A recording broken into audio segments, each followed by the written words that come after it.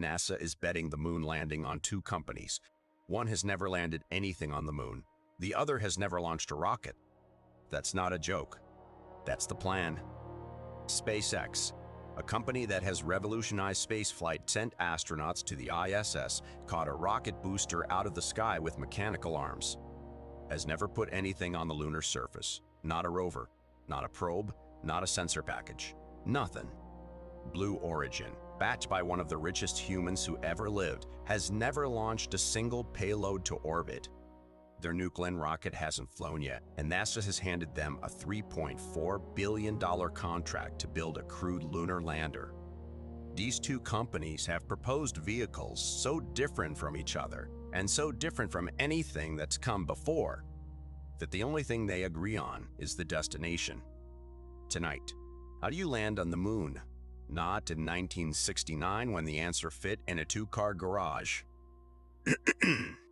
In 2028, when one answer is a 16-story building and the other is a three-piece modular system designed by a team of 7 companies. 3 philosophies, 3 machines, 1 question. Tonight on Stardrift FM. Let's start with the thing that actually worked. July 20th, 1969. The Lunar Module Eagle is falling toward the Sea of Tranquility. Neil Armstrong is standing at the controls, standing, because the LM was designed to be flown standing up looking out a triangular window. Buzz Aldrin is next to him, calling out altitude and descent rate. The computer is overloaded. Program alarms, 1202, 1201, keep flashing. Armstrong looks out the window and sees the computer is guiding them toward a boulder field. He takes manual control, flies sideways, finds a clear spot. 25 seconds of fuel remaining. Contact light, engine off. Houston, Tranquility Base here. The Eagle has landed. The Lunar Module, built by Grumman Aircraft in Bethpage, New York. 6.37 meters tall. You could park it in a 2-car garage. 14,700 kilograms fueled, about the weight of a loaded school bus. 2 stages. Bottom half, the descent stage, had the landing engine, the legs, and most of the fuel. Top half, the ascent stage, and the crew cabin, a small engine, and just enough fuel to get back to orbit. When the mission was done, the bottom half stayed on the moon. The top half flew up, docked with the command module, and the crew went home. The crew cabin, 4.5 cubic meters, about the size of a walk-in closet. 2 men lived in it for up to 75 hours. No seats. They slept in hammocks strung diagonally across the cabin, still in their suits. The landing itself was almost entirely manual for the final phase. The computer handled the initial braking burn and pitch over, but the last few hundred feet were Armstrong's hands on the attitude controller, his eyes on the surface, choosing the spot. 26 layers of material in the hull. Some of those layers were thinner than aluminum foil. If you leaned against the wall too hard, you could punch through it.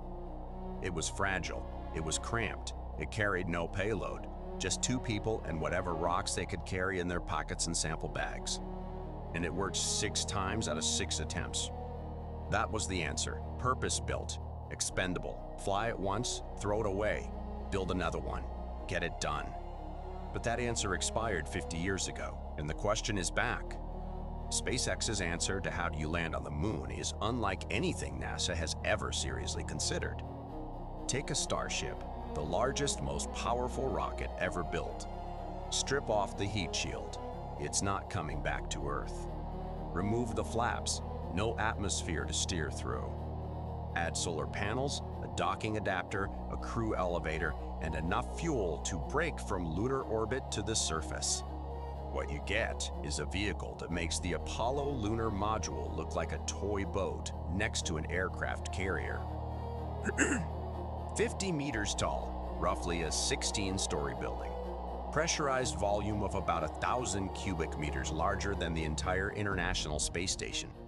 Payload capacity to the lunar surface, over 100 metric tons. For comparison, the Apollo Lunar Module could carry 2 people and some sample bags. Starship HLS could carry 2 astronauts in a small building. The docking adapter sits near the top, based on the Dragon 2 design. A Orion pulls alongside, docks, and the crew floats through into a spacecraft the size of a house.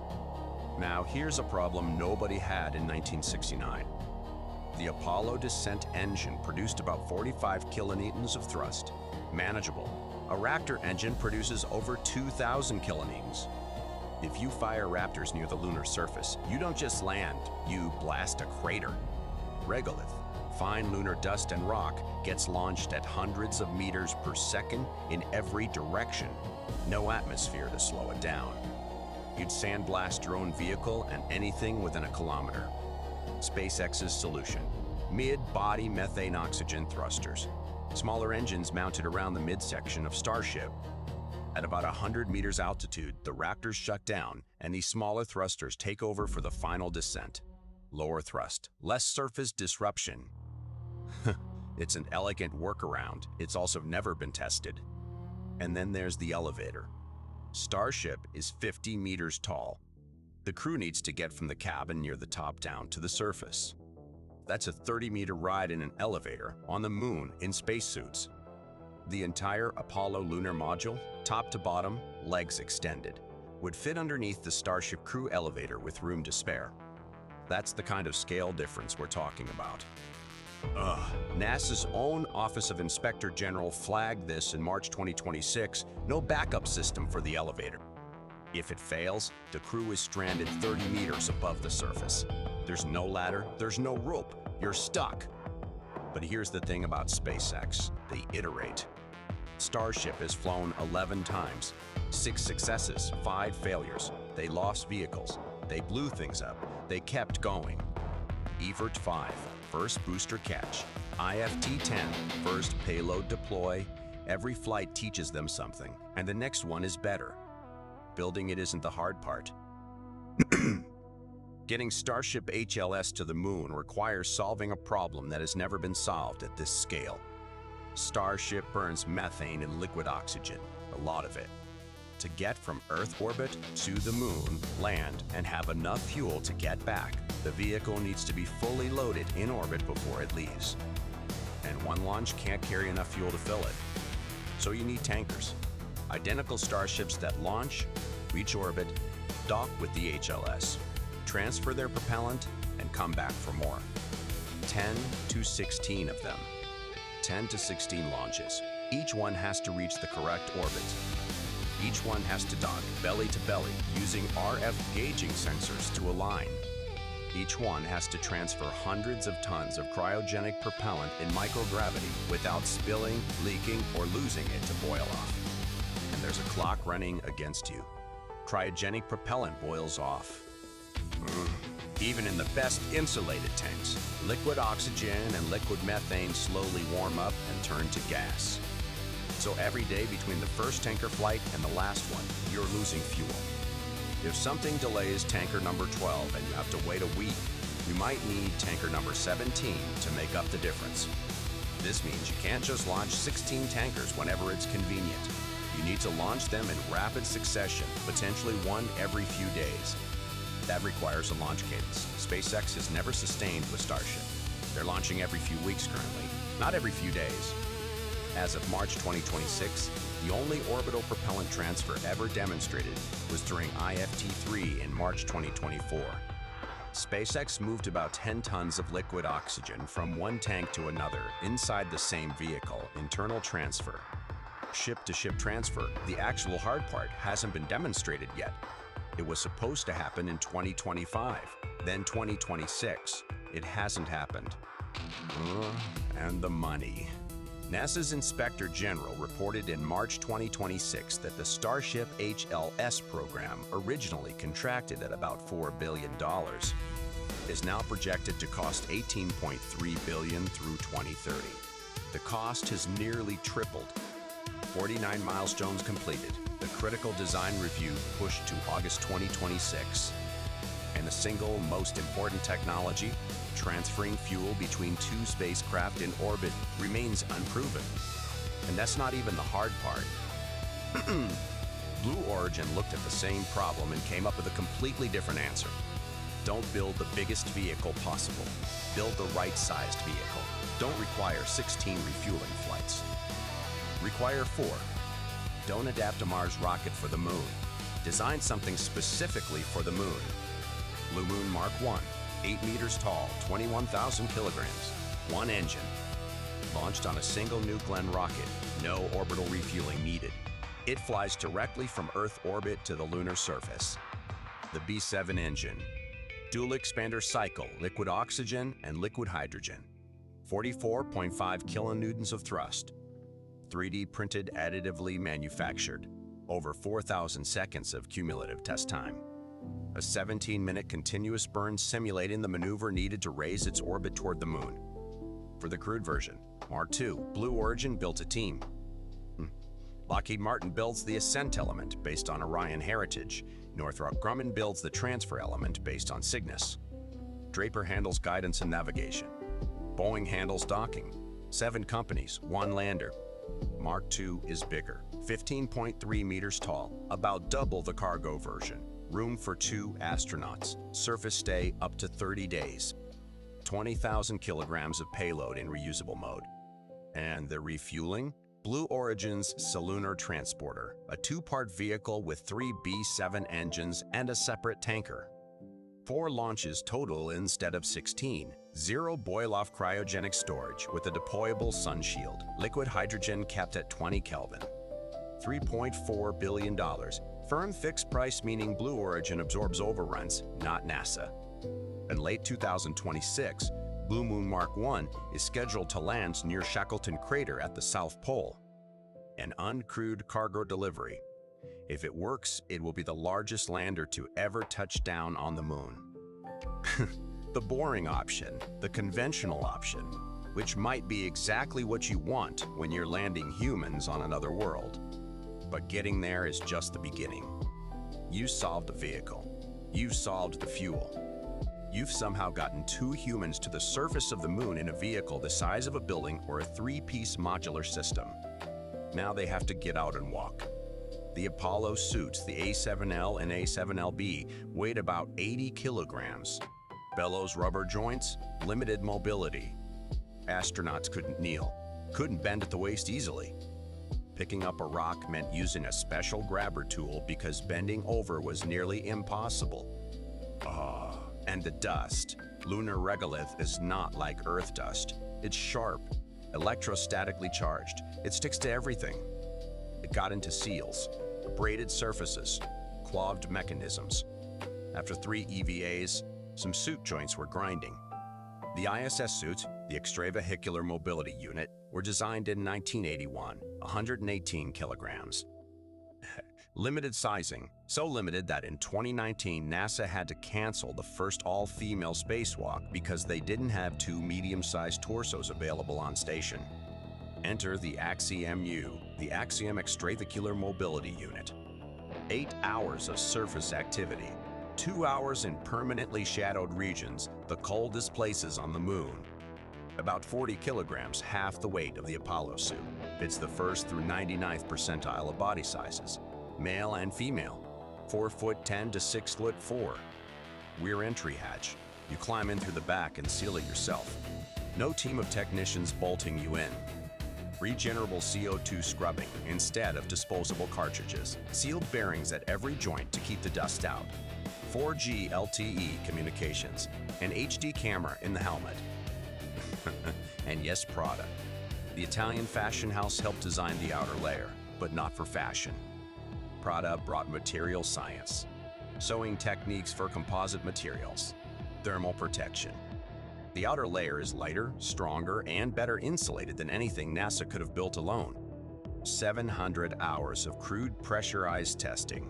First unscrewed thermal vacuum test in November 2025.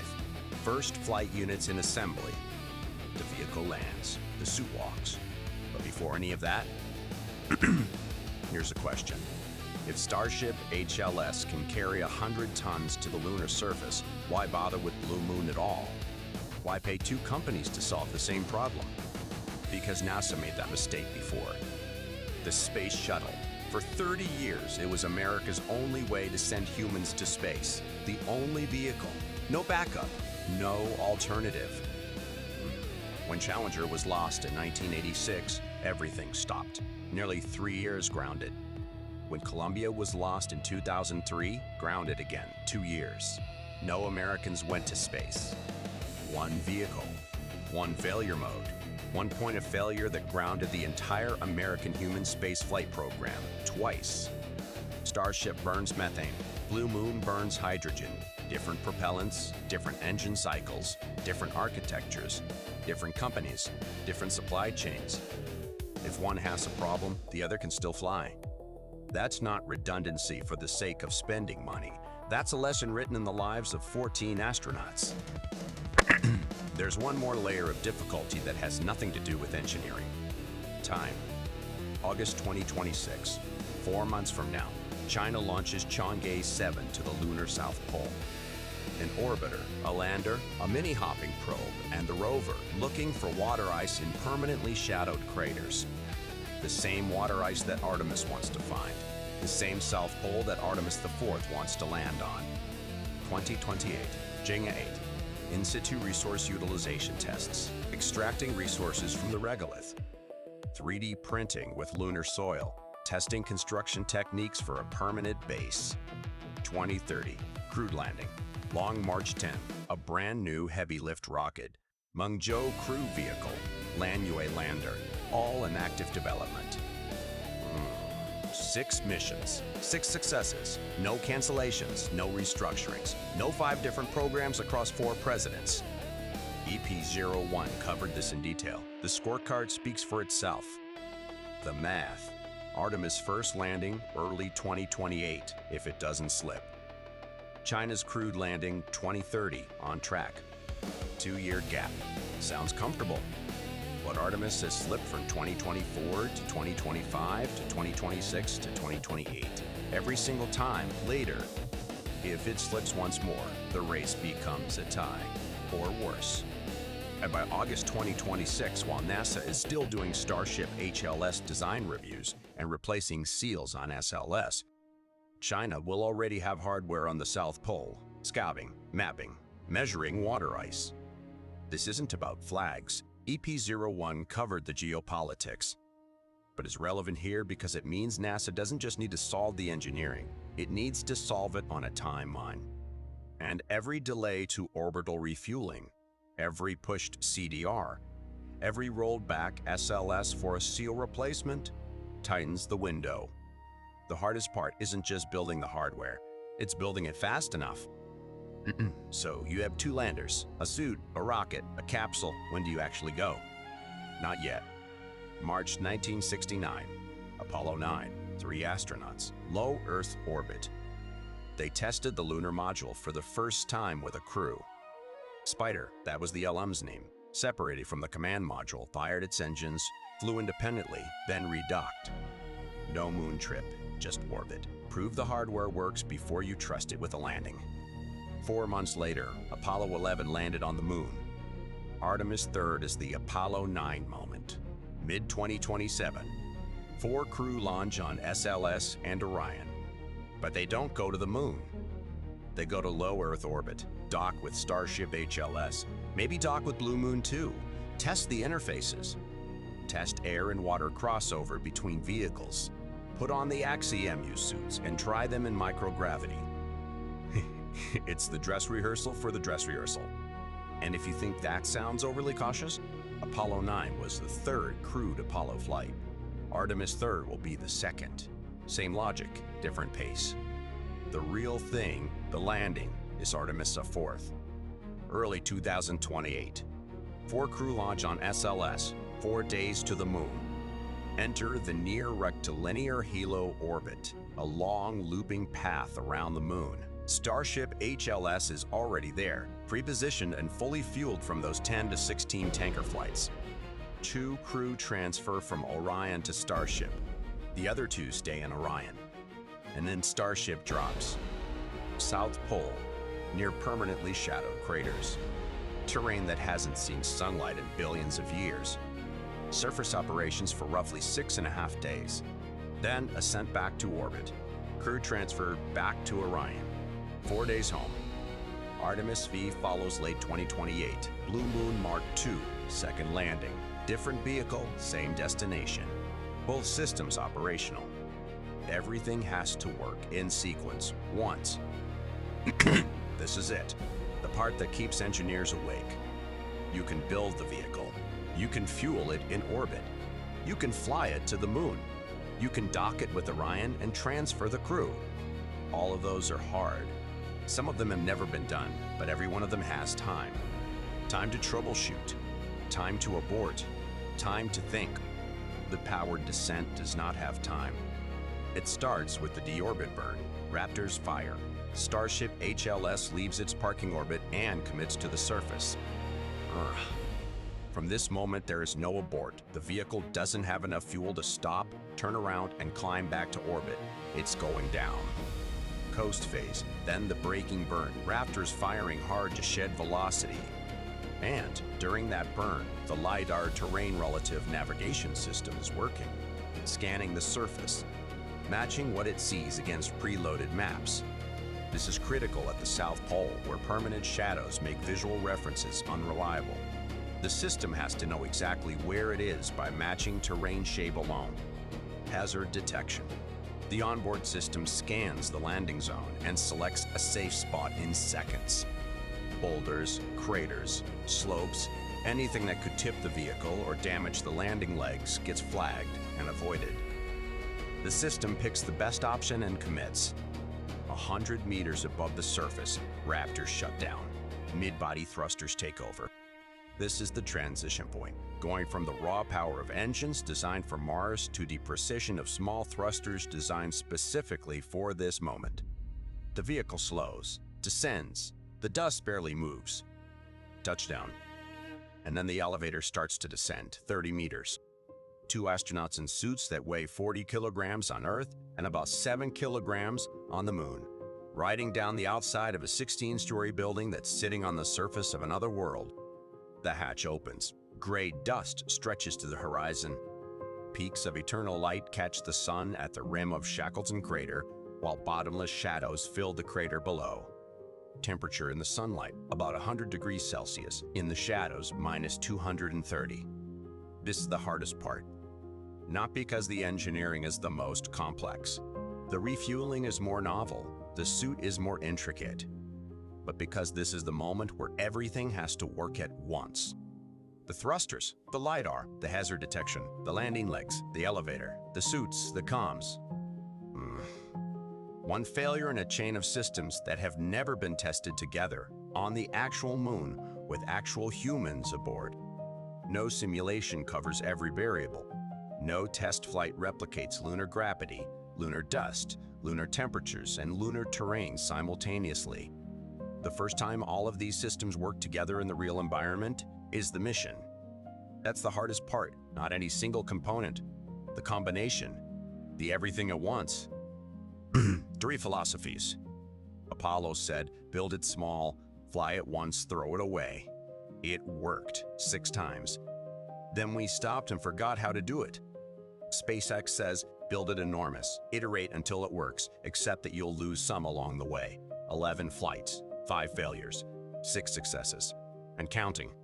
Blue Origin says, build it right-sized, purpose-built, conventional. Test the engine for 4,000 seconds before you trust it with a crew. Don't try to be clever, try to be reliable. None of them is wrong, all of them are hard. And every single one requires solving problems that haven't been solved yet. Orbital refueling at scale, precision landing at the South Pole. Keeping humans alive in suits for 8 hours on a surface that wants to shred everything it touches. In 1969, landing on the moon required a purpose-built vehicle, a pilot with steady hands, and 25 seconds of fuel. In 2028, it requires 16 tanker flights, a 16-story building, a 3D printed engine, a suit designed by a fashion house, and an elevator with no backup. We made it harder on purpose because we're not trying to touch the surface and leave, we're trying to build something that lasts. 2 landers instead of 1, 30-day surface stays instead of 3, 100 tons of payload instead of 2 people and a bag of rocks. The last time someone stood on the moon, the mission lasted 75 hours. and they brought back 110 kilograms of samples. The next time, the mission could last a week. The time after that, 30 days. And eventually, if the hardware works and the funding holds and the politics don't shift again, they won't come back at all. They'll stay. That's the plan. That's why it's harder this time. We're not visiting, we're moving in. But first, someone has to ride that elevator down. 50 years between those two moments, and the question is exactly the same. How do you land on the moon? We're about to find out again if we actually know the answer. This is Stardrift FM. Keep drifting.